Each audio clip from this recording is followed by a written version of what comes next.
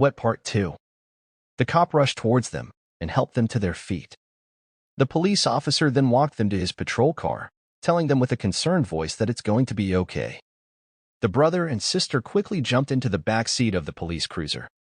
While the officer drove down the dirt road, the sister was bawling her eyes. The brother held her tightly with her head on his chest, trying to comfort her the best way he could.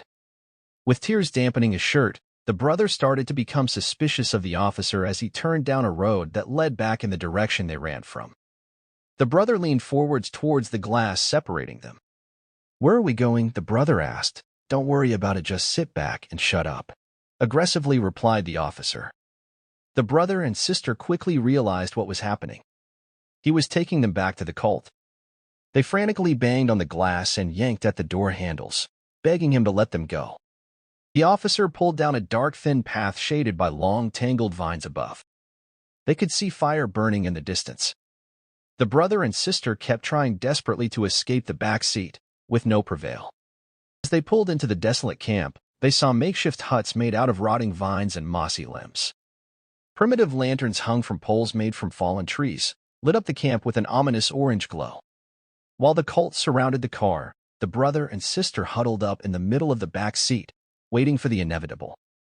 The police officer unlocked the doors and the cult reached and dragged them out of the car, and then across the damp ground. They clawed their fingers through the dirt, trying desperately to escape the cult members' grip. When they reached the middle of the camp, some of the cult members lifted them to their knees, holding them by their hair, as a man with a human skull as a mask approached them. He stood in front of them and removed his mask. It was their father. An unbelievable feeling of betrayal washed over them as they stared into his unfamiliar eyes.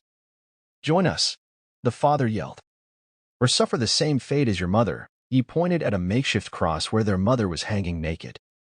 Her stomach was slashed open with her insides removed. She had nails hammered through her hands and countless teeth marks in her skin down to the bone.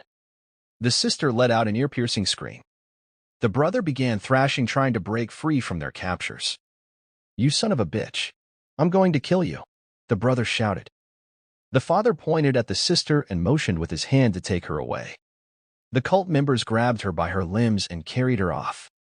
The brother and sister both fought for their lives, trying with all their strength to get away, but it was no use.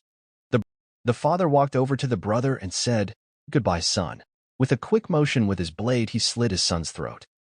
The brother stared into his father's eyes as he took his final breaths and collapsed onto himself. The cult members dispersed to their huts, leaving him on the cold, wet ground.